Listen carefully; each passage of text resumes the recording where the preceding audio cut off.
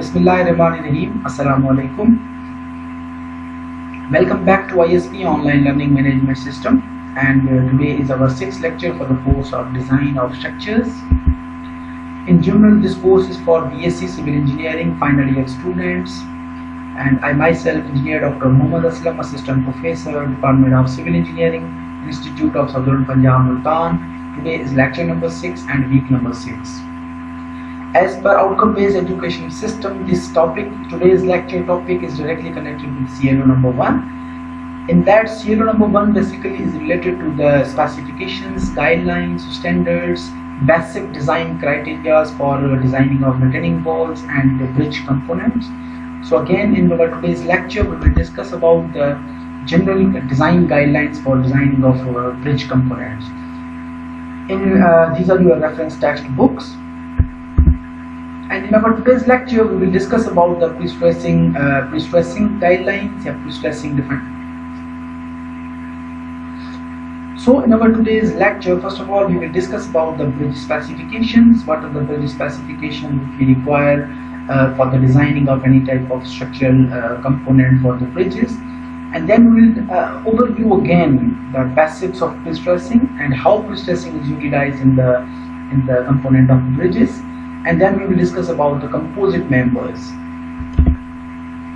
In our previous lecture, we discussed about the introduction of bridges, components of bridges, and types of bridges, and then we discussed about the important points for bridge design, structural elements, कि हमारे पास कौन कौन सी bridge designing के जो different components हैं, various types of loadings कौन सी हैं.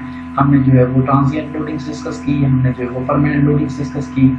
Bridge के डिफरेंट टाइप्स हमने डिस्कस किए, कौन कौन से हैं. Based on materials we have different types, based on functions we have different types, and based on structure as a component हमारे पास डिफरेंट टाइप्स थे. उसके बाद हमने कुछ दुनिया के मेगा स्ट्रक्चर्स में ब्रिजेस के डिफरेंट लॉन्गेस्ट ब्रिजेस डिस्कस किए. पाकिस्तान के चंद फेमस ब्रिजेस की हमने ओवरव्यू लिया उनका.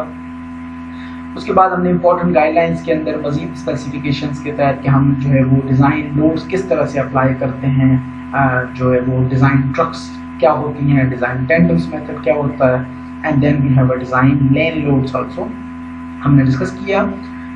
So now in our today's lecture, we again start our bridges topic from the bridge specifications. Then we will discuss about the pre-stressing, composite members, और उसके बाद हम एक डिज़ाइन एग्जाम्पल स्टार्ट करेंगे. जस्ट एक क्वेश्चन आज वाले लेक्चर में हम डिस्कस करेंगे. जो मजीद डिटेल्स होंगी वो हम अगले लेक्चर में डिस्कस करेंगे. So now what are the bridge specifications? Normally highway bridges are usually made of reinforced concrete, as we already know everything about this. कि reinforced concrete हम यूज करके हमारे जो है वो ब्रिज वगैरह या स्ट्रक्चर वगैरह हम बनाते हैं because of their durability, economy and ease in construction. कि reinforced concrete एक तो cheaply and easily available है, उसके लिए हमें हाईली टेक्नोलॉजी या हाईली जो एडवांस मेथड्स हैं वो यूटिलाइज नहीं करने पड़ते, और दूसरा वो ईजी है. We are already familiar with this method कि हमारे जो बंदे हैं, हमारे जो वर्कर्स हैं, जो लेबर्स हैं, वो ऑलरेडी फेमिलियर इस मेथड से. अब स्पेसिफिकेशंस में हमारे पास सबसे इम्पोर्टेंट चीज़ जो आती है वो आती है विड्थ ऑफ रोडवे. कि जो ब्रिज आपने बनाई उस ब्रिज के लिए आपको विड्थ कितनी रखनी चाहिए. Let's suppose minimum width for a single lane bridge, कि अगर आपका एक सिंगल लेन रास्ता है, रोड है, उसके लिए आप ब्रिज बना रहे हो, तो ब्रिज की जो स्टैंडर्ड ओपनिंग है या विड्थ है वो हमारे पास 3.8 मीटर फिक्स है, कांस्टेंट है. लेकिन अगर हमारा रोड जो है वो 2 लेन्स रोड है तो हम 6.8 मीटर की जो ओपनिंग है, रोड विड्थ है, वो हम प्रोवाइड करते हैं. थोड़ी सी हमने रिड्यूस कर दी. अगर जो 1 लेन थी अगर हम उसको डबल कर देते तो हमारे पास तकरीबन जो है वो 7 पॉइंट समथिंग बन जाता था.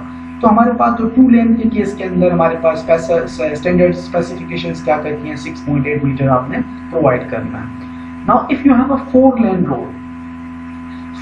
रोड पे width, we have to consider the roadway width about 12.8 metre, जिसके अंदर 1.2 मीटर आपका सेंट्रल वर्ज कहलाता है. सेंट्रल वर्ज बेसिकली 2 लेन्स के दरमियान एक ऐसा स्पेस होता है, ऐसा जहाँ पे इवन जो है वो थोड़ा सा एडिशनल स्पेस प्रोवाइड करते हैं, जो कि अक्सर उसके ऊपर ट्रैफिक की कंजेशन वगैरह, ज़्यादा ट्रैफिक का लोड वगैरह अप्लाई नहीं होता. लोड आपने हमेशा देखा होगा कि अगर मोटरवे या हाईवे के ऊपर आप मूव कर रहे हैं तो जो साइन बोर्ड्स वगैरह लगे हुए होते हैं उनके ऊपर इशारा दिया हुआ होता है कि you have to move from the centre of the lane. आप सेंटर ऑफ द लेन को फॉलो करें। तो सेंटर ऑफ द लेन आप फॉलो कर रहे हो, अपोजिट ट्रैफिक में भी सेंटर ऑफ द लेन को फॉलो करते हुए अपोजिट ट्रैफिक भी आ रही है, तो सेंटर के अंदर जहाँ पे लाइन लगी होती है व्हाइट मार्क की, वहां पे हमारा 1.2 मीटर जो डिस्टेंस है वो कंसीडर होता है as a central verge. And if we have a multi-lane roads, more than 4 lanes if we are providing in the road basically, so in that case our width of the roadway in the case of bridges will be 3.8 meter for the first lane। जो corner वाली lens है, दोनों corners के ऊपर जो lens हैं वो आपकी 3.8 मीटर की होंगी, और जो इंटीरियर लेन्स हैं वो आपकी ईच लेन 3 मीटर की होगी, with an additional length of 1.2 metre central verge, जिसके अंदर आप फॉर एवरी जो लेन है उसके लिए आप 1.2 मीटर का जो है सेंट्रल वर्ज प्रोवाइड करते जाएंगे। सो देयरफॉर ओवरऑल जो विड्थ ऑफ द ब्रिज है, width of the roadway on the bridge है, ये हमारा हर स्पेसिफिक लेन के हिसाब से आपके पास तमाम स्पेसिफिकेशंस आ जाती हैं। नाउ विड्थ ऑफ फुटवे कि रोड के अंदर या ब्रिज के ऊपर आपने देखा होगा कि हम फुटपाथ प्रोवाइड करते हैं दोनों साइडों के ऊपर, क्योंकि आपकी सेंट्रल रीजन के अंदर आपका जो है वो ट्रैफिक मूव कर रही है, पानी है, रिवर है, तो आपको वहां पे कंपल्सरी जो है वो पेडेस्ट्रियन रास्ता भी प्रोवाइड करना होता है। तो पेडेस्ट्रियन रास्ता या जो पैदल चलने वाले बंदे हैं उनके लिए हम मिनिमम फुटवे जो प्रोवाइड करते हैं उसकी विड्थ हमारे पास 1.5 मीटर होती है, और ये दोनों एंड्स जो ब्रिज के होते हैं उन दोनों एंड्स के दोनों या लेन्स के पैरेलल जो है वो दोनों एंड्स के ऊपर मूव कर रहा होता है। And now we have a converts, as we have already discussed in our previous class कि कोई भी रोड की विड्थ जब आपके पास 6 मीटर से ज्यादा है it will be consider as a bridge, अगर 6 मीटर से कम है it will be consider as a culvert. तो कल्वर्ट जो है वो छोटे से ब्रिजेस होते हैं जो हम नॉर्मली रीइंफोर्स कंक्रीट के बना लेते हैं, छोटे नालों के लिए बना लेते हैं, छोटे जो हमारे कैनाल्स होते हैं जमीनों के अंदर उनके लिए जो हम छोटे स्ट्रक्चर बनाते हैं, that structures basically are known as culverts. Now what is free board? Free board basically आपका एक ओपन स्पेस या ओपन डिस्टेंस होता है, फ्री डिस्टेंस होता है जो कि आप ब्रिज के बॉटम से कंसीडर करते हो up to the maximum stream level. Maximum stream level in the sense के अगर फॉर एग्जांपल एक रिवर के ऊपर आप ब्रिज बना रहे हो तो रिवर के अंदर मैक्सिमम पानी का जो लेवल होता है साल में किसी भी टाइम पे, तो उस लेवल को आप कंसीडर करते हो, वहां से लेके ब्रिज के बॉटम तक का जो डिस्टेंस होता है that distance basically is known as a free board. और ये हम मैक्सिमम प्रोवाइड या मिनिमम जो हम प्रोवाइड करते हैं वो 60 सेंटीमीटर होता है। And then what is kerb? Kerb basically a safety kerbs shall not be less than 60 centimetre, जिनकी जो हाइट है बेसिकली या उनके डायमेंशंस है वो 60 सेंटीमीटर के कम से कम हम प्रोवाइड करते हैं ब्रिज के केस के अंदर, जो सेफ्टी कर्व्स कहलाते हैं। लेकिन इन द रोड कर्व जो है वो shall not be less than 22.5 centimetres. कि नॉर्मल रोड के अंदर जो कर्व्स हम प्रोवाइड करते हैं वो 22.5 सेंटीमीटर के होते हैं, जो हम सेफ्टी कर्व्स नॉर्मली ब्रिज के अंदर प्रोवाइड करते हैं वो हमारे अप टू 60 सेंटीमीटर तक के होते हैं। अब ये आपका फ्री बोर्ड एक बेसिकली आपका जो है वो लेट्स सपोज दिस डायग्राम, ये आपका ब्रिज का बॉटम है, ये ऊपर आपका हॉरिजॉन्टल प्लेन है, ब्रिज के गर्डर्स वगैरह सारे यहाँ पे खत्म हो रहे हैं, और रिवर का जो स्ट्रीम जो मैक्सिमम स्ट्रीम डिस्टेंस है बेसिकली वो आपका कहाँ तक आ रहा है, वो आपका यहाँ तक मैक्सिमम स्ट्रीम रिवर का बेड आ रहा है। तो यहाँ से लेके आप जो ब्रिज के बॉटम तक का जो डिस्टेंस कंसीडर करते हैं that distance will be considered as a free board. Even इस पिक्चर के अंदर आपको क्लियरली नजर आ रहा है कि रिवर का बॉटम था हमारा, हम मैक्सिमम फ्लो जो है वो हाई फ्लो लेवल आपका यहाँ तक आ रही है, तो यहाँ से लेके ब्रिज के बॉटम तक का जो डिस्टेंस है this will be considered as a free board. और ये आपके कर्व्स कहलाते हैं, ये आपके कर्व्स हो गए। ये रोड के केस में हम 22.5 सेंटीमीटर मिनिमम प्रोवाइड करते हैं, और रोड ब्रिजेस के केस के अंदर हम मिनिमम जो प्रोवाइड करते हैं वो हमारे 60 सेंटीमीटर की उनकी हाइट होती है। ये सेफ्टी कर्व्स कहलाते हैं। एक्सीडेंट वगैरह हो जाता है ब्रिज के ऊपर, आपको ज्यादातर जो हम यूज करते हैं वो हमारे बैरियर्स कहलाते हैं, सेफ्टी बैरियर्स। वो इनफोर्स कंक्रीट के होते हैं, प्रीकास्ट के भी आप यूज कर सकते हैं। आजकल जो है वो वैरायटी ऑफ डिफरेंट मटेरियल्स के भी अवेलेबल है दुनिया के अंदर। तो सेफ्टी कर्व्स बेसिकली या बैरियर्स जो है उनका रोल क्या होता है, ये बहुत ही एक वाइड एरिया है, ब्रिज इंजीनियरिंग का वाइड टॉपिक है। अगर हम हर स्पेसिफिक जो टॉपिक को हम डिस्कस करने पे आए तो हम वैरायटी ऑफ द थिंग्स को डिस्कस कर सकते हैं। तो यहाँ बेसिक हम जो उनके ओवरव्यू है वो लेते हुए आगे चलते हैं। And then we have a reinforcement cover. So reinforcement cover के अंदर मिनिमम कवर कितना होना चाहिए at the ends is 2.5 centimetre. आपके पास मिनिमम कवर आपने एंड्स के ऊपर जहाँ पे रीइंफोर्समेंट खत्म हो रही है मेंबर के अंदर, वहां पे आपने मिनिमम कवर 2.5 सेंटीमीटर का प्रोवाइड करना है, और twice the diameter of the बार, या बार का डबल या आप 2.5 सेंटीमीटर प्रोवाइड करते हैं। Now minimum cover for longitudinal main reinforcement, जो मेन रीइंफोर्समेंट लॉन्गिट्यूडनली मूव कर रही है उनके लिए मिनिमम कवर जो है वो 40 मिलीमीटर होना चाहिए या कम से कम डायमीटर ऑफ द बार के इक्वल होना चाहिए। And minimum cover for concrete in direct contact with the earth, जो बॉटम बेस कंक्रीट है, जो आपके पाइल्स हो गए या जो आपकी पाइल कैप्स हैं, जमीन के ऊपर बिल्कुल आप लगा रहे हो, उस केस के अंदर आपको जो है वो मिनिमम कवर कम से कम 6.5 सेंटीमीटर का प्रोवाइड करना है। अब यहाँ पे रीइंफोर्समेंट कवर हमारा ज्यादा क्यों है, अपर रीजन्स के अंदर ज्यादा क्यों नहीं है? इसलिए कि आपके अर्थ के अंदर जो डायरेक्टली अर्थ के साथ हमारा मेंबर जो है वो टच में होता है, उस केस के अंदर जो अर्थ के अंदर से सीप हो रहा है, पानी एब्जॉर्ब कर रहा है कंक्रीट, तो वहां पे आपके डेंजरस सब्सटेंसेस जो है वो कंक्रीट के अंदर इंसर्ट हो सकते हैं, केमिकल्स इंसर्ट हो सकते हैं, आपके बेसिक्स हो गए, एसिड्स हो गए, और वो डायरेक्टली जाके स्टील के रीइंफोर्समेंट से रिएक्ट करते हैं, जिससे आपका स्टील जो है वो उसकी लॉस, जो उसकी स्ट्रेंथ है वो रिड्यूस हो जाती है, और हमारा मेंबर जो है वो slowly with the passage of time वो वीकर होता जाता है। Now sizes of the bars, कि हम जो मेंबर्स बनाते हैं ब्रिज के अंदर या रीइंफोर्स कंक्रीट या स्ट्रक्चर्स के अंदर, तो हम ऑलरेडी मैंने ही आपको पढ़ाया था PRC1 PRC2 के अंदर मोस्ट ऑफ द मेंबर्स के लिए हम रीइंफोर्समेंट के डायाज वगैरह ऑलरेडी डिस्कस करा है।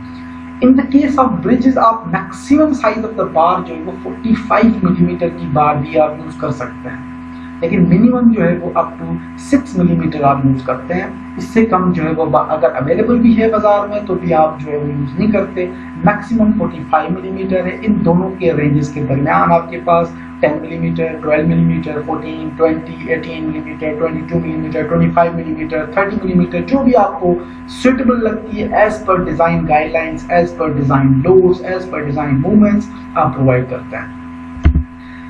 And then we have a spacing again, कि आपके जो मेन रीइंफोर्समेंट है, मेन रीइंफोर्समेंट के दरमियान स्पेसिंग कितनी होनी चाहिए? Minimum distance between two bars, between two bars के दरमियान जो डिस्टेंस है बेसिकली वो आप किस तरह से चूज करते हैं? The diameter of the bar और 6 millimetre more than the nominal size of the coarse aggregate. In normal structures, reinforced concrete structures, हम ये ऑलरेडी डिस्कस कर रहे हैं कि up to the maximum size of coarse aggregate आप 2 bars के दरमियान जो है वो स्पेसिंग को छोड़ सकते हैं, यानी जो स्पेसिंग आप 2 बार्स के दरमियान उतनी प्रोवाइड करें जितनी मैक्सिमम कोर्स एग्रीगेट की साइज है।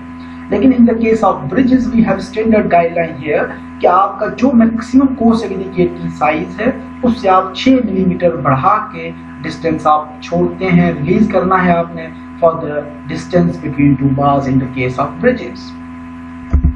And then we have other spacing की गाइडलाइंस क्या है कि वर्टिकल स्पेसिंग, अगर बार्स आपकी लेयर्स में लगी हुई हैं, फुटिंग्स के अंदर या आपके किसी मेंबर के अंदर डीपर सेक्शंस हैं, उनके अंदर आप रीइंफोर्समेंट को लेयर्स में लगा रहे हैं, उस केस के अंदर 2 लेयर्स के दरमियान डिस्टेंस कितना होना चाहिए? Vertical spacing between the layers of steel should not be less then 12 millimetre, कि 12 मिलीमीटर से कम किसी भी सूरत नहीं होना चाहिए। अब दूसरी क्या है?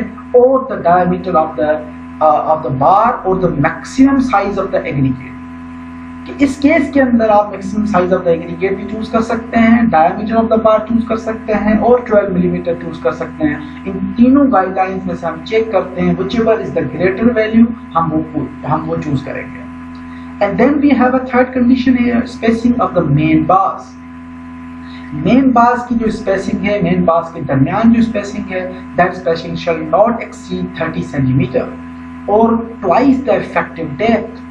अब यहाँ पे एक तो डेप्थ आ गया और दूसरा हमारे पास 30 सेंटीमीटर का एक कांस्टेंट वैल्यू आ गई।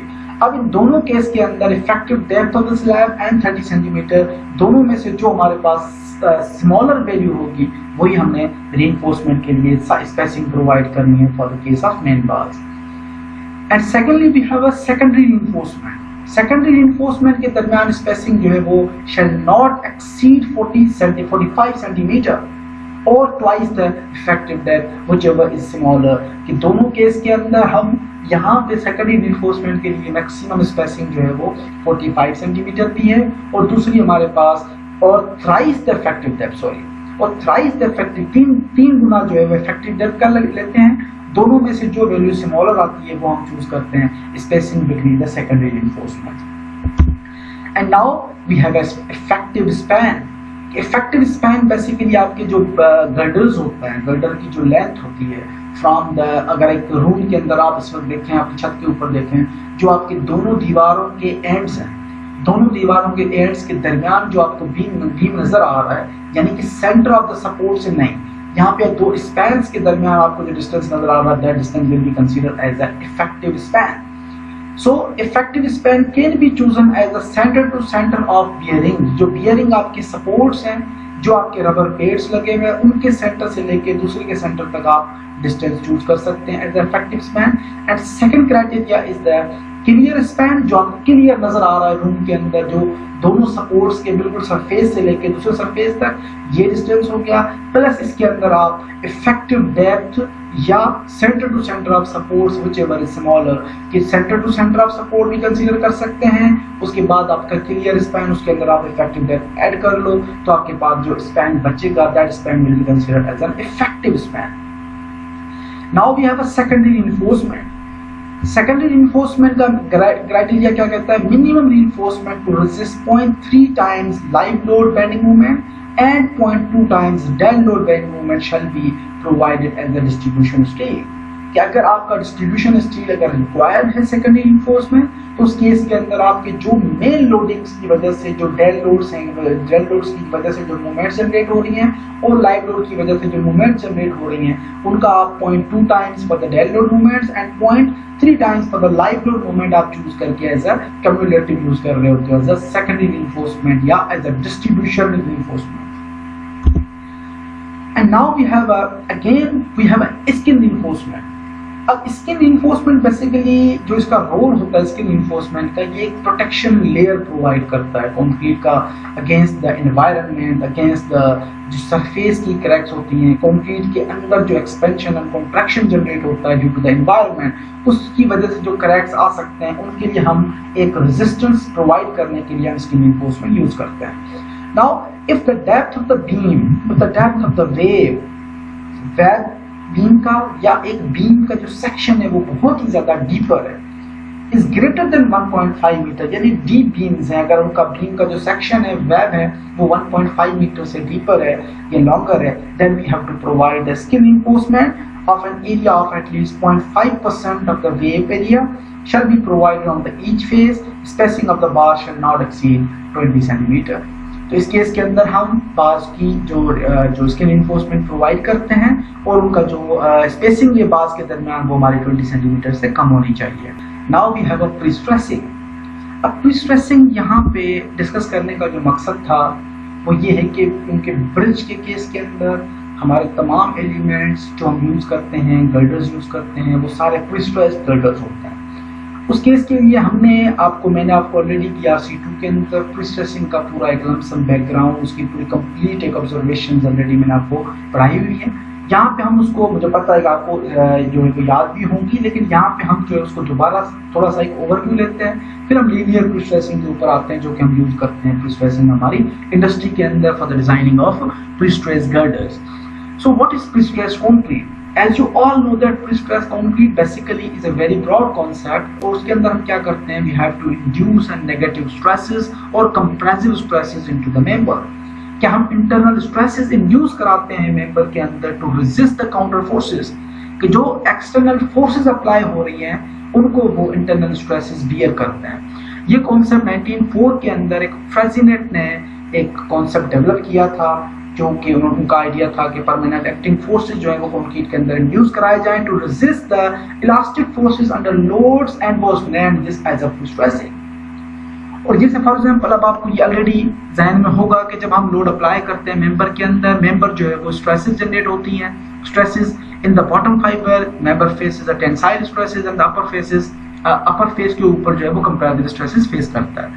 लेकिन अगर इसी मेंबर के अंदर मैं टेंसाइल स्ट्रेसेस को जनरेट करता हूं, जैसे ही टेंसाइल स्ट्रेसेस को मैंने यहां से कट किया, मेंबर जो है वो इटसेल्फ अंदर की तरफ कंप्रेस होने की कोशिश करता है और रिजल्टिंग डायग्राम इस तरह से बन जाती है, ये अपवर्ड केम्बर बनाता है। अब जब लोडिंग हमने अप्लाई की, यही लोडिंग सेम यहाँ पे जब अप्लाई की, उस केस के अंदर मेंबर जो है वो आपका स्ट्रेट पोजीशन के अंदर आ जाता है अंडर सर्विस लोडिंग। एग्जैक्टली यहाँ पे आप देख सकते हैं कि नॉर्मल रीइंफोर्समेंट बार्स थी, जब हमने लोड अप्लाई किया, मेंबर जो है वो उसको डिफॉर्म करता है। डिफॉर्म होने के बाद मेंबर के मिड के अंदर टेंसाइल ब्रिज के अंदर माइनर सी क्रैक्स अपीयर होती है।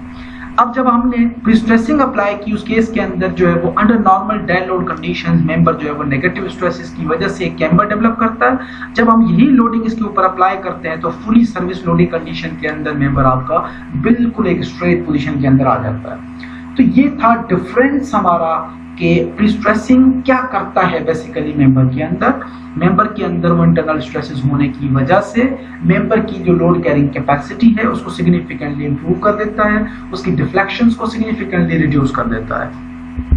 So this concept basically was driven from very old invention, जो कि इन्वेंशन क्या थी बेसिकली, जिसके लिए पुराने ज़माने के अंदर लोग जो है वो बैरल्स यूज करते थे for the storing of the wines और अल्कोहलिक प्रोडक्ट्स और वाटर इवन। तो उस केस के अंदर जो लकड़ी के पीसेस थे उनको आपस में चिपका के आपस में रखा जाता था और चारों तरफ रख के फिर उसके सराउंडिंग में एक रिंग लगाई जाती थी। अब जब वो रिंग यहाँ पे फिक्स हो गई, उसके बाद इस रिंग को मजीद ऊपर से नीचे की तरफ प्रेशर अप्लाई करते थे। जैसे ये नीचे की तरफ जा रही होती थी, ये उसको कंप्रेस कर रही थी तो तमाम प्लैटन्स को, लकड़ी के पीसेस को आपस में, तो लकड़ी के पीसेस के सराउंडिंग में डिफरेंट कंप्रेसिव स्ट्रेसेस जनरेट हुई, जिसकी वजह से इनके दरमियान जो छोटे मोटे गैप्स होते थे वो सारे गैप्स कंप्लीट फिल हो जाते थे। इवन लास्ट क्लास में हमने ये भी डिस्कस किया कि आर्च के जो मेंबर्स होते हैं वो एंड टू एंड कनेक्टेड होते हैं और एंड से प्रेशर जो है, जैसे आप लोड अप्लाई करते हो, एक एंड से प्रेशर जो है वो दूसरे एंड में ट्रांसफर हो गया, दूसरे एंड से दूसरे मेंबर के अंदर ट्रांसफर हो गया और वो एंड टू एंड प्रेशर या फोर्सेस जो है वो डिस्ट्रीब्यूट होते जाते हैं। The concept of pre-stressing was invented years ago when a metal bands were bound around the wooden pieces to form the barrels. The metal bands were tightened under tensile stress, which creates a compression between the staves of the wood, allowing them to resist the internal liquid pressure. अब जब उनके pressure की वजह से लकड़ी के piece आपस में कंप्रेस हो गए, बिल्कुल उनके दरमियान से जो इंटरनल गैप्स थे वो गैप्स खत्म हो गए और वो इजीली उस लिक्विड को जो है वो बियर करते थे, इजीली उस लिक्विड को जो है वो रिटेन करते थे। ये आप डिफरेंट मूवीज के अंदर भी आजकल, अगर हमारे पास बैलेंस अवेलेबल नहीं है तो आप डिफरेंट मूवीज के अंदर ये ऑलरेडी देख चुके होंगे। Now the second concept was the spokes in the bicycle wheel, कि बाईसाइकिल का जो टायर होता है उसके अंदर बीच में जो स्टील की वायर्स लगी हुई होती हैं, these wires basically are known as the spokes।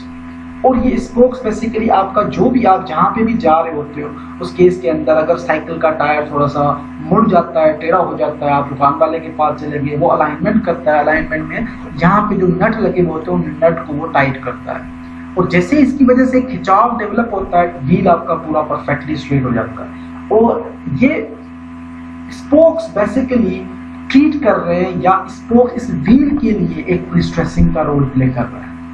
The pretension of a spoke in a bicycle wheel is applied to such an extent that there will always be a residual tension in the spoke.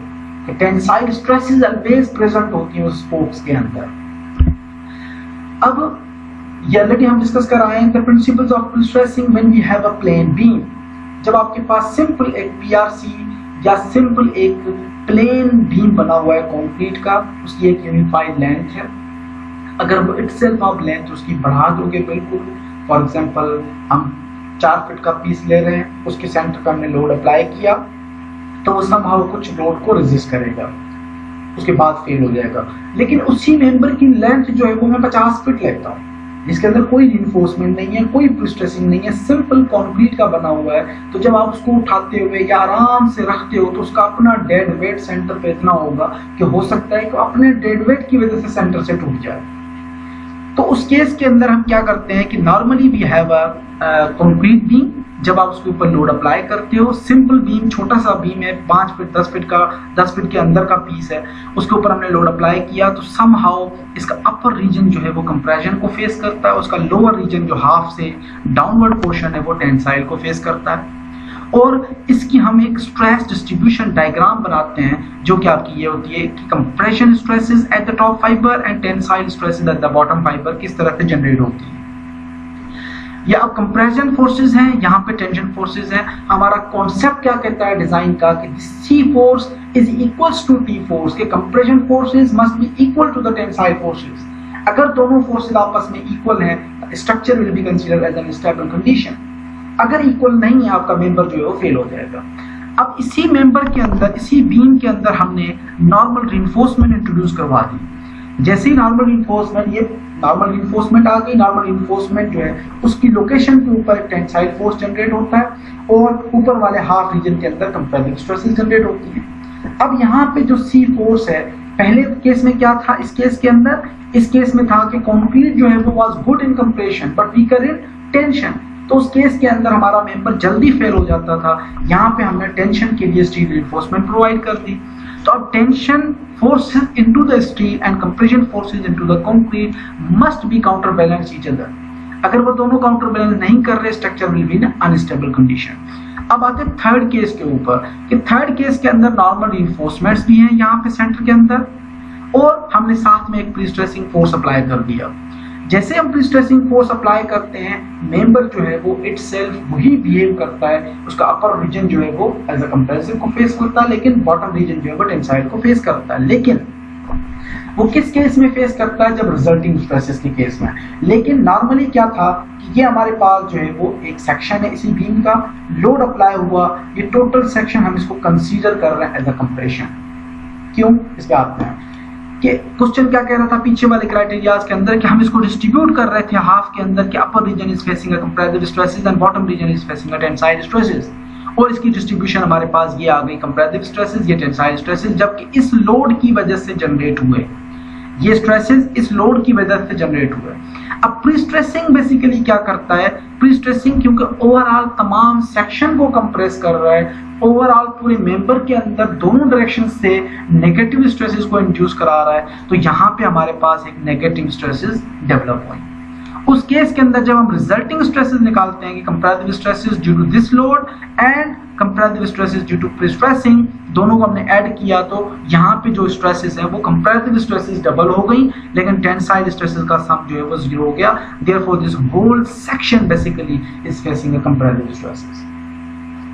Even some cases के अंदर हमारे पास इस तरह का भी trend बनता है कि कंपैरेटिव स्ट्रेसेस ज्यादा थे, टेंसाइल स्ट्रेसेस भी वैल्यू ज्यादा थी, प्री स्ट्रेसिंग की वैल्यू हमारे पास कम थी, तो रिजल्टिंग कंपैरेटिव स्ट्रेसेस का रो इस तरह से बन गया और यहाँ पे भी कंपैरेटिव स्ट्रेसेस की वैल्यू जनरेट हुई। और इवन सम केसेस के अंदर हमारे पास इस तरह से रिजल्टेंट डायग्राम बनता है। तो कंक्रीट के अंदर या प्री स्ट्रेसिंग के अंदर हम 3 different levels of pre stressing हमेशा पढ़ते हैं। Number 1 is the fully pre-stressed beam, and second is the limited pre-stressed beam, and third is the partial pre-stressed beam. अब fully pre-stressed बेसिकली क्या करता है कि fully pre-stressing की वजह से मेंबर आपका totally both upper fiber region and both lower fiber region both are facing as a comparative stresses, जो कि हम पीछे दोनों केसेस के अंदर डिस्कस कर रहा है। लेकिन जो हमारा लिमिटेड प्री-स्ट्रेसिंग या जो आपका पार्शियल प्री-स्ट्रेसिंग होता है वो बेसिकली इस तरह से प्ले करता है रोल कि somehow we have a comparative stresses here, comparative stresses हमारे पास हैं, लेकिन कुछ जो है वो हमने टेंसाइल स्ट्रेसेस भी प्रोवाइड करनी है ताकि जो मेंबर है वो हमें प्रॉपर जो है वो एक डक्टिलिटी डिफॉर्मेशन दे। अगर हम फुल प्री स्ट्रेसिंग प्रोवाइड करते हैं तो मेंबर जो है वो हमारा एक अल्टीमेट लोड के पास पहुंचने के बाद वो बर्स्ट फेल्यूर अपीयर होगा, मेंबर जो है वो बिल्कुल सडनली कोलैप्स हो जाएगा। लेकिन पार्शियल प्री स्ट्रेसिंग बेसिकली क्या करता है, वो मेंबर को रिइंफोर्स कंक्रीट की स्टेज से लेके फुल प्री स्ट्रेसिंग स्टेज के दरमियान में बिहेव करवा रहा होता है, जिसकी वजह से it has somehow deformations, it has ultimate load carrying capacity higher than reinforce concrete section but lower than the full prestressing section. लेकिन हमारे पास सिर्फ लोड की इंपॉर्टेंस नहीं है हमारी इंडस्ट्री के अंदर। एज ए इंजीनियर हमें डिफॉर्मेशन भी देनी है स्ट्रक्चर को, प्योर डक्टाइल नेचर देना है, ब्रिटल नेचर नहीं। इसकी एग्जांपल आप घर के अंदर देख रहे हो कि आपके पास एक शीशे का गिलास है, एक रबर की बोतल है फॉर एग्जांपल, या प्लास्टिक की बोतल है, पानी की बोतल है। तो दोनों में से कौन सी चीज आपके हाथ से गिरती है और फौरन कोलैप्स कर जाती है? आपको गिलास, शीशे का। तो एग्जैक्टली इसी तरह से एक एग्जांपल लो कि reinforce concrete beam with full pre-stressing will behave like a glass. वो एक आपके हाथ में है, आपको खूबसूरत भी नजर आ रहा है, आप उसकी फैसिलिटीज को यूज भी कर रहे हो, लेकिन हाथ से गिरा, फौरन जाके जमीन पे लगा और कोलैप्स कर गया। तो एग्जैक्टली जब फुल प्री स्ट्रेस बीम आपका जब एक नजर आ रहा है, वो एग्जैक्टली परफेक्ट लोकेशन के अंदर है, आपका लोड अप्लाई हुआ, जैसे ही लोड अल्टीमेट या एक्सट्रीम पॉइंट पे पहुंचता है, फेलियर लोड पे पहुंचता है, उसके बाद कोई गुंजाइश नहीं है, वो बस्ट लाइक अ ग्लास, वो फौरन टूट जाता है। So now what is linear pre-stressing? Linear pre-stressing basically when pre-stressing exactly in the straight orientation किसी मेंबर के अंदर से गुजरती है, that pre-stressing basically is known as a linear pre-stressing. There are wide variety of patented systems for both pre-tensioning and post-tensioning. Pre-stressing के दो methods हैं, pre-tensioning and post-tensioning, यानी like a prepaid sim, postpaid sim. Prepaid यानी हम पे पहले करते हैं, फैसिलिटीज को बाद में यूटिलाइज करते हैं। एग्जैक्टली इसी तरह से प्री टेंशनिंग मींस कि we have to provide tensioning before concreting. Concreting से पहले आप टेंशनिंग प्रोवाइड करो, मेंबर को टेंशन करो, प्री स्ट्रेसिंग डेवलप करो, that method will be known as a pretensioning. Post tensioning will be after hardening concrete, हम जो है वो उसको टेंशन प्रोवाइड करते हैं। Some of the popular method जो कि प्री स्ट्रेसिंग या प्री टेंशनिंग के अंदर यूज होते हैं, जो प्री टेंशनिंग आप मेथड रियल लाइफ के अंदर अप्लाई करते हो। स्ट्रेसिंग मेथड्स कौन से होते हैं? अगेंस्ट एबटमेंट्स, ये दो आप एबटमेंट बनाते हो, एबटमेंट के दरमियान एक एंड के ऊपर आपने बार लगाई, वहां पे फिक्स कर दी, दूसरे एंड के ऊपर आपने लाइव एंड है जहां से आप बार को पुलिंग फोर्स अप्लाई कर रहे हो और स्ट्रेसिंग प्रोवाइड कर रहे हो। तो एक तो ये मेथड है। दूसरा अगेंस्ट सेंट्रल स्टील ट्यूबिंग, कि सेंट्रल स्टील ट्यूबिंग के जरिए जो है वो आप बार को प्रीस्ट्रेस करते हो, टेंशन प्रोवाइड करते हो। Third is a continuous stressing against moulds, moulds के अंदर आप कंटिन्यूअस स्ट्रेसिंग डेवलप करते हो मोल्ड्स के जरिए से। And fourth is the electric current to heat the steel. Sometimes कुछ कंट्रीज जो है इस तरह से भी करते हैं कि स्टील का जो प्रीस्ट्रेसिंग टेंडन है उसको हीट एक टेम्परेचर प्रोवाइड करते हैं जिससे स्टील जो है एक्सपैंड हो जाता है। लेकिन जैसे आपने एक्सपैंड हुआ स्टील, आपने कंक्रीट फिल कर दी, जैसे ही कंक्रीट अपनी स्ट्रेंथ अचीव कर ली, आपका स्टील जो है उसको आप नॉर्मल कूल डाउन करते हो नॉर्मल टेम्परेचर के ऊपर, स्टील वापस अपने ओरिजिनल पोजीशन में जाने की कोशिश करता है, लेकिन कंक्रीट के सराउंडिंग पे एक बॉन्ड बना चुका है जिसकी वजह से वापस अपने ओरिजिनल पोजीशन में नहीं जा पाता। इस वजह से जो है प्री स्ट्रेसिंग इंड्यूस हो गई इस मेंबर के अंदर। Now we have anchoring methods, कि प्री टेंशनिंग के लिए हम एंकरिंग किस तरह से प्रोवाइड करते हैं? By wires and strands. Anchoring जो डिवाइसेस होते हैं, anchoring devices which holds the prestressing tendon, prestressing bar है उसको आप एक रबर को आप खींचते हो, एक रबर को आप खींचो, सडनली आप एक एंड को रिलीज करो, वो फौरन लाइक अ बुलेट वापस अपने ओरिजिनल पोजीशन में जाने की कोशिश करता है। एग्जैक्टली इसी तरह से जब आप एक स्टील की रॉड को खींचते हो, बार को खींचते हो, which moves faster than a bullet. तो for transfer of pre-stress bond for strands and small wires, corrugated clips for big wires, या methods use करते हैं different clips available हैं, different anchorages available हैं, different wedges available हैं दुनिया में, बाजार में, हम उनको use करते हैं for the case of anchoring these pre-stressing bars while tensioning. And second method is the post-tensioning. Post-tensioning after hardening of the concrete, after concrete hardening हम उसको टेंडन्स को प्रीस्ट्रेस करते हैं या टेंशनिंग प्रोवाइड करते हैं। अब ये टेंशनिंग कैसे होती है, इसके लिए डिफरेंट मेथड्स हैं। कौन से स्ट्रेसिंग मेथड्स हैं? Steel against concrete, concrete against concrete, expanding cement, उसके बाद electric prestressing, bonding steel beams, different hydraulic jacks, gears वगैरह। तो ये आपके सारे जो मेथड्स हैं ये पोस्ट टेंशनिंग टेक्नोलॉजी के अंदर for the stressing of the tendons हम ये मेथड यूज करते हैं। Then we have anchoring methods. Anchoring for the post-tensioning. Anchoring for the post-tensioning, we have wires which are fixed by the frictional grips, by bearings, by loops and other methods, by bearing, by grips, and by जो है वो strands हैं, ये different materials हैं basically. Wires by friction grips and by bearing. Wires, उसके बाद bars, उसके बाद strands हैं by bearing and by friction grips. तो various types of materials, we have various types of anchoring devices. तो उनको हम यूज करते हैं हमारी इंडस्ट्री के अंदर। Now we have a composite members. So in composite members basically हम members को आपस में किस तरह से bind करते हैं. एक इंडिविजुअल मेंबर्स होते हैं. इंडिविजुअल मेंबर का अपना एक फंक्शन होता है. अगर आप एक इंडिविजुअल मेंबर के ऊपर दूसरा इंडिविजुअल मेंबर रख देते हैं, दोनों मेंबर्स आपस में कनेक्टेड नहीं है, तो दोनों का जो बिहेवियर है, फंक्शन है, वो डिफरेंट होगा. अब लेट्स सपोज हमारे पास एक बीम है जिसके ऊपर सेंट्रॉइडल एक लोडिंग एक्ट कर रही है. बीम जो है वो सिंपली सपोर्टेड है. उस केस के अंदर हमने जब एक प्री-स्ट्रेसिंग या इस लोड की वजह से जब स्ट्रेस स्ट्रेन या एक कंपैरेटिव एंड टेंसाइल स्ट्रेसेस की जो डायग्राम बनाई है हमारे पास आ गई कि अपर रीजन जो है half this is facing a comparative stresses and bottom region is facing a tensile stresses. However, when we induce a negative stresses due to pre-stressing, we have a compressive stresses in both regions, upper and bottom regions.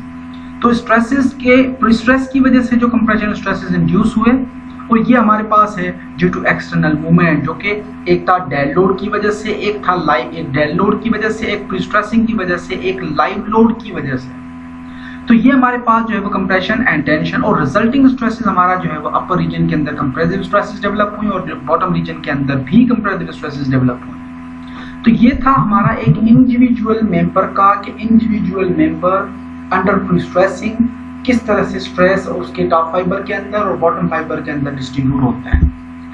ये हमारे पास different जो sections हैं, आई girders हैं, T girders हैं, solid slabs हैं, hollow slabs हैं, उसके बाद बॉक्स बीम्स हैं या जो है उनको बॉक्स गर्डर्स भी हम कंसीडर करते हैं. उसके बाद चैनल सेक्शंस हैं, उसके बाद जो है वो सिंगल टी गर्डर्स हैं and then we have a double T girders, जो कि हमारे मेंबर्स रियल इंडस्ट्री के अंदर हम यूज करते हैं डेली लाइफ के अंदर. अब composite members basically loading a concrete slab that is simply resting upon the steel beam will produce slippage between their interface. कि आप एक कंक्रीट का स्लैब है जो कि आप स्टील के बीम के ऊपर रख रहे हो, सिंपल जस्ट आप रेस्ट कर रहे हो, दोनों बीम्स को आपस में आपने एज अ कंपोजिट या एज अ ज्वाइंट डेवलप नहीं किया.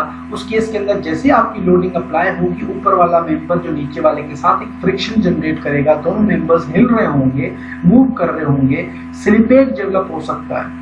If both are tied together, अगर दोनों को हम एक साथ बांध देते हैं, दोनों को हम प्रॉपर एक कनेक्शन के जरिए कनेक्ट कर देते हैं, for example with steel strands, then the composite action of both results in the concrete slab carrying the compressive stresses and the steel carrying the tensile stresses. कि अगर हम प्रॉपरली दोनों को बाइंड कर देते हैं तो ऊपर वाली जो स्लैब है वो हमारा सिर्फ कंप्रेसिव स्ट्रेसेस को डील कर रहा होगा और जो नीचे स्टील है आपका basically that will deal only the tensile stresses. Concrete is good in compression, वहां कंप्रेशन एडजस्ट हो गई, यहाँ पे steel is good in tension, यहाँ पे टेंशन एडजस्ट हो गई. The new single unit has both materials working in their ideal state and a larger section modulus will develop, जिसकी वजह से larger section modulus है, member आपका higher stresses को face कर सकता है. So we have a I-shaped stringers or girders has now been replaced with a T-shaped slab stringer member. आजकल के दौर में पहले हम सिर्फ I girders यूज करते थे, अब हमारे पास T girders का कॉन्सेप्ट आ गया है. T-shaped slabs आ गई हैं जिसके अंदर जो है वो स्ट्रिंजर मेंबर जो आपका गर्डर है उसके ऊपर आप स्लैब को कनेक्ट कर देते हैं और दोनों मिलके एज अ कंपोजिट बिहेव कर रहे होते हैं. इसकी वजह से उसका सेक्शन मॉडुलस भी इंक्रीज हो जाता है, परफॉर्मेंस भी इंक्रीज हो जाती है. Now what are the advantages of composite members? Can provide longer spans.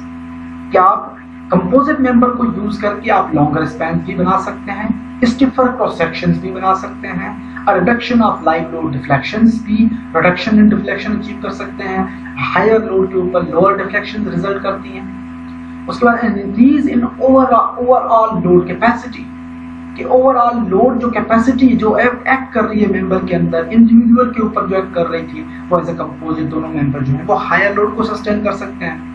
enhance resistance to the lateral loads, अगर इंडिविजुअल मेंबर हैं lateral load सप्लाई हुए there was a appear a slippage chances, slippage हो सकता है, chances है वहां पे. अगर आपके कंपोजिट मेंबर एक्ट कर रहे हैं तो lateral loads को वो इजीली बियर कर सकते हैं. may decrease the stringer size के जिसकी वजह से एज अ कंपोजिट दोनों मेंबर की जो साइजेस हैं वो आपस में जब एज अ कंपोजिट एक्ट हुए दोनों की साइजेस भी रिड्यूस हो सकती हैं. और the weight to provide same load capacity, size reduce हुए तो आपके मेंबर के सेल्फ जो है वो टोटल ओवरऑल डेड लोड जो है वो रिड्यूस हो जाता है, जिसकी वजह से ओवरऑल मेंबर की जो लोड कैरिंग कैपेसिटी है वो इंक्रीज हो जाती है।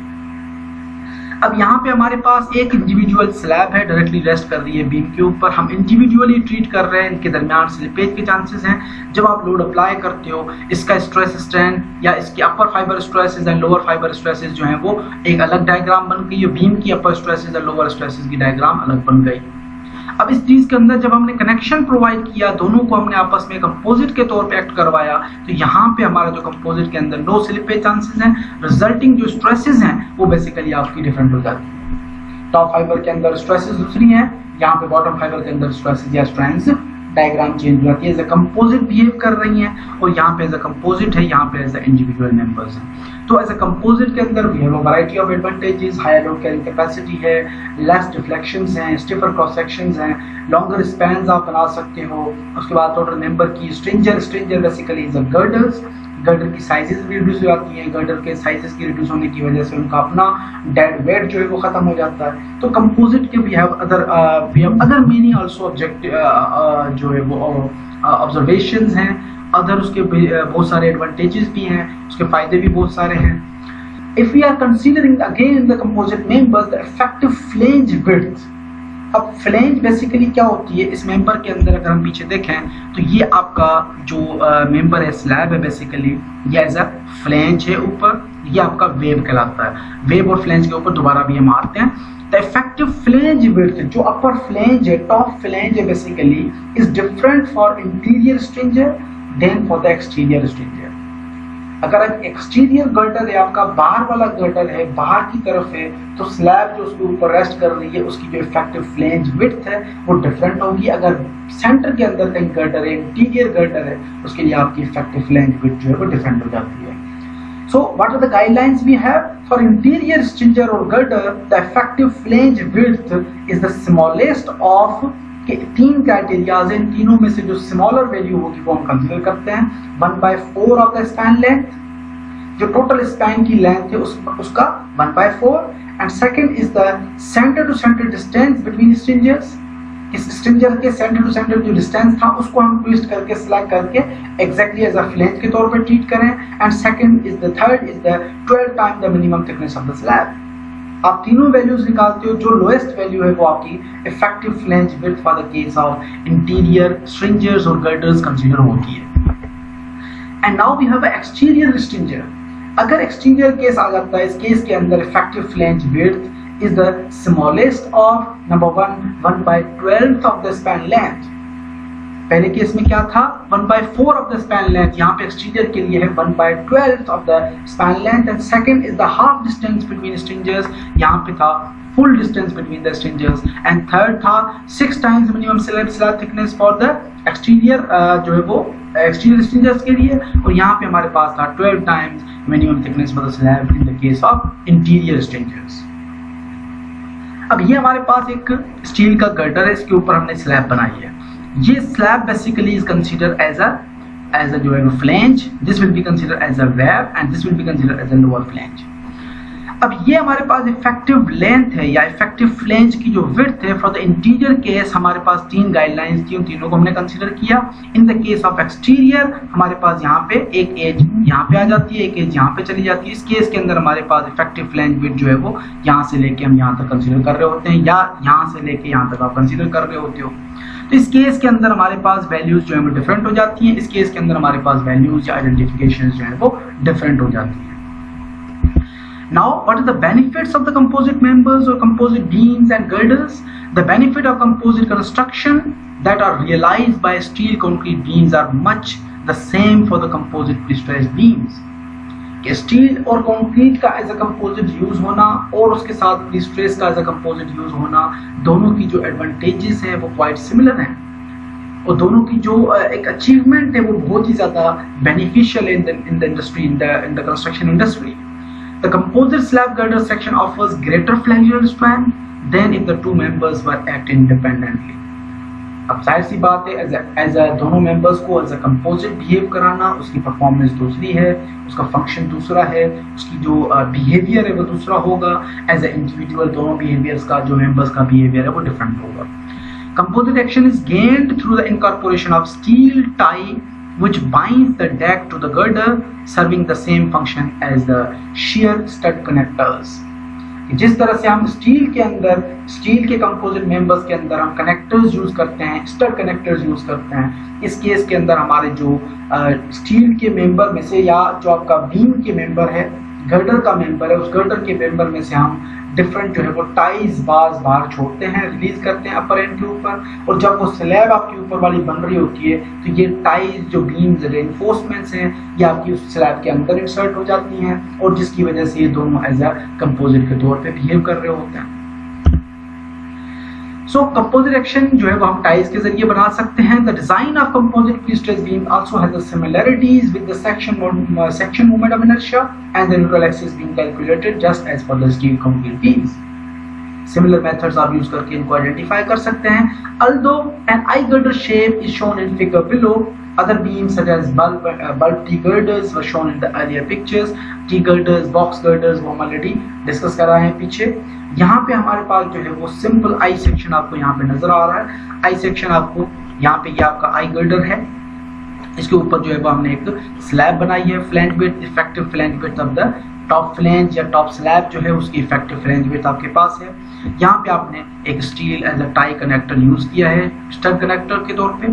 ये इस मेंबर के अंदर से था, जब हमने स्लैब या फ्लैंज ऊपर वाली बनाई तो इसके अंदर ये इंसर्ट हो गया और दोनों एज अ कंपोजिट के तौर पे बिहेव कर रहे हैं। ये आपका जो है वो सेंट्रॉइड ऑफ द सेक्शन है। Centre of gravity of this section only prestress girder का है, और ये आपका एज अ कम्युलेटिव जो सेंटर ऑफ ग्रेविटी बन रहा है ओवरऑल सेक्शन का, दोनों को मिला के हम एज अ कंपोजिट जो सेंटर ऑफ ग्रेविटी कंसीडर कर रहे हैं। और ये आपका डॉट जो पॉइंट है ये आपका एक प्री स्ट्रेसिंग बार की लोकेशन बता रहा है, जहां पे हमने प्री स्ट्रेसिंग बार को इंसर्ट किया है। अब एज अ कंपोजिट या एज अ सिंपल मेंबर का आप सेंटर ऑफ ग्रेविटी किस तरह से निकालते हैं? सिमेट्रिकल सेक्शंस हैं, नॉन सिमेट्रिकल सेक्शंस हैं। उसके बाद उनके लिए हम बेसिक मैकेनिक्स ऑफ सॉलिड्स के अंदर 1 और 2 के अंदर हमने डिफरेंट मेंबर्स की सेंटर ऑफ ग्रेविटी निकालने के लिए ऑलरेडी हम पढ़ा है। फॉर एग्जांपल इस तरह की अगर आपके बाद एक ज्योमेट्री आ जाती है तो हम मेंबर्स को डिस्ट्रीब्यूट करते हैं वेरियस डायमेंशंस या सेक्शंस के अंदर। Area 1 y1 plus area 2 y2 plus area 3 y3 plus area 4 y4 divide by sum of all areas जो है वो इस रेशियो से हम एक x बार की वैल्यू निकालते हैं, जो कि बेसिकली आपका centre of gravity of that section होता है।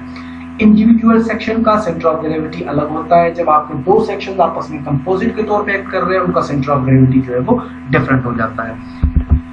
Now AASHTO recommended different sections, जो AASHTO के रिकमेंडेड 5 डिफरेंट सेक्शंस हैं गर्डर्स के, प्रीस्ट्रेसिंग गर्डर्स के, वो आज यहाँ पे हम एज डिस्कस भी करते हैं। टोटल 6 स्टैंडर्ड्स गर्डर्स जो हैं वो आई गर्डर्स के सजेस्टेड हैं AASHTO की तरफ से। 1 जो है वो is like similar to the normal beam, जिसको हम यूज करते हैं एज अ रीइंफोर्स भी, एज अ प्रीस्ट्रेस भी। उसको आप रेक्टेंगुलर सेक्शन भी रख सकते हो, इसलिए हम यहाँ पे उसको डिस्कस नहीं कर रहे हैं। यहाँ पे हमारे पास 5 डिफरेंट AASHTO की specified for prestress I girders हैं, जिनमें से हमने कुछ को जो है एक को हमने डिजाइन भी करना है। There are very lengthy process by designing these types of elements. तो यहाँ पे हमारे पास देखिए आप हर टाइप का अलग अलग सेक्शंस हैं। AASHTO type 2 we have a 3 feet जो है वो ओवरऑल डेप्थ है, और 1 फीट इसकी टॉप फ्लैंज है, 1 फीट 6 इंचेस जो तकरीबन आपके पास बॉटम फ्लैंज है। और उसके बाद टाइप 3 जो है basically 3 feet 9 inches, 1 feet 4 inch and 1 feet 10 inch, 4 feet 6 inches, 1 feet 8 inch and 2 feet 2 inches. और टाइप 5 एंड टाइप 6 जो है वो बहुत ही ज्यादा लॉन्गर मेंबर के तौर पे यूज होते हैं, जिनकी जो है वो स्पेसिफिकेशन आपको टोटल डेप्थ नजर आ रही है 5 फीट की, और टाइप 6 जो है वो उसकी डेप्थ टोटल जो है वो 6 फीट है। तो ये आपके 5 स्टैंडर्ड गाइडलाइंस के 5 AASHTO के डिफरेंट टाइप्स के गर्डर्स हैं, जो कि हम इंडस्ट्री के अंदर यूज करते हैं। ये आपके डिफरेंट सेक्शंस हो गए। अब AASHTO की इन्हीं जो 6 डिफरेंट टाइप्स थे, इनके डिफरेंट सेक्शनल एरियाज हैं। Type 1, type 2, type 3, type 4, type 5 and type 6। ये आपका एक जो है वो सेंटर ऑफ ग्रेविटी की लोकेशन है, let's suppose y dash. Moment of inertias हैं इन तमाम मेंबर के, और उसके बाद जो है वो y डैश यानी centre of gravity of this section है ओनली। उसके बाद स्पैन की रेंजेस हैं। अब हमारे पास जो टाइप 1 है वो basically 30 to 45 feet span length तक यूज होता है। Type 2 40 to 60 feet, type 3 55 to 80 feet, type 4 70 to 100 feet, type 5 90 to 120 feet, और टाइप 6 जो है वो 110 से लेके 140 फीट तक उसकी स्पैन लेंथ वेरी कर रही है। अब दो चीजें हैं, एक या तो हमें कोई स्पेसिफाइड टाइप हो कि हम वी हैव टू सिलेक्ट जो कि हमारा टाइप 6 है, लेट सपोज हमने वही यूज करना है, और दूसरा हमारे पास स्पेसिफाइड लेंथ है। दोनों चीजें आपके पास हैं, आश्टो की दोनों गाइडलाइंस आपके पास हैं कि आपका स्टैंडर्ड जो गाइडलाइंस के अंदर से आप कौन सा स्टैंडर्ड टाइप यूज करने लगे हैं। अगर आप स्पैन की रेंज की बात करेंगे, अगर आपके पास फॉर एग्जांपल यहाँ पे we have 80 feet let suppose, तो 80 फीट अगर हमारे पास सेक्शन है तो 80 फीट के लिए टाइप 3 भी यूज हो सकता है, टाइप 4 भी यूज हो सकता है, इससे अब तो यूज कर सकते हैं। तो 80 फीट यहाँ पे टाइप 3 के लिए बिल्कुल एक्सट्रीम डायमेंशन है, तो then go for the type 4। तो ये हमारे पास हर डिफरेंट टाइप्स के प्रॉपर्टीज, उसके वेरियस सेक्शनल डायमेंशंस, आश्टो के प्री-स्ट्रेस कंक्रीट आई गर्डर्स की जो तमाम स्पेसिफिकेशंस हैं वो ये हैं। हमने इन्हीं 5 गर्डर्स या 6 गर्डर्स के डिफरेंट टाइप्स में से कोई एक टाइप जो है वो हमने चूज करना है, उसको हमने डिजाइन करना है हमारे डिजाइन ऑफ स्ट्रक्चर्स के कोर्स में। So now we have a design of pre-stressed composite eye girder bridge। कि आई गर्डर ब्रिज का आई गर्डर हमने एज अ कंपोजिट डिजाइन करना है इस स्ट्रक्चर के अंदर। क्वेश्चन में आपको थोड़ा सा इलेबरेट कर देता हूँ, मजीद जो इलेबरेशन है वो हमारी नेक्स्ट लेक्चर के अंदर होगी। जैसे हम नेक्स्ट लेक्चर को स्टार्ट करेंगे, क्वेश्चन आपको मजीद में डिटेल से आपको वहाँ समझा दूंगा। यहाँ पे मैं आपको एक्सप्लेन कर देता हूँ, क्वेश्चन को अच्छे तरीके से सुन लें। अगर कोई किसी को कंफ्यूजन है then before the next lecture हम उसको अगले क्लास के अंदर भी डिस्कस कर सकते हैं, और जो अगर कोई और कंफ्यूजन है आपके जहन में, कोई और चीज आती है तो वो भी आप मुझसे शेयर कर सकते हैं। So in this lecture or in the upcoming lecture or in this course basically we have to design the interior girder। एक था एक्सटीरियर गर्डर, एक है इंटीरियर गर्डर। हम इंटीरियर गर्डर डिजाइन करने लगे हैं, 70 फीट उसकी लेंथ है, सिंपली सपोर्टेड स्पैन है of a prestressed concrete structure using AASHTO PCI girder specifications. कि जो आश्टो के डिफरेंट टाइप्स हैं उनमें से हमने 70 फीट का एक गर्डर चूज करना है और डिजाइन करना है। The span is to be simply supported and is subjected to HS 2044 live loading. HS 2044 basically is the criteria of the loading कि एक डिजाइन ट्रक हमने अज्यूम करना है, उस ट्रक को हमने अपने उस गर्डर के ऊपर उसका लोड कंसीडर करना है और हमारा जो है वो स्ट्रक्चर डिजाइन होगा। HS 2044 basically is H is the highway type, S is the semi tractor, 20 is the intensity load in tons, and 44 basically is the year in which this code was interrupted और उस code के जो है वो हमारे पास specification वगैरह दी गई। The superstructure cross section consists of 5 equally spaced girders। 5 girders हैं जो कि equally spaced girders हैं। उसका सुपरस्ट्रक्चर के अंदर आपको डायग्राम में नीचे बता देता हूँ।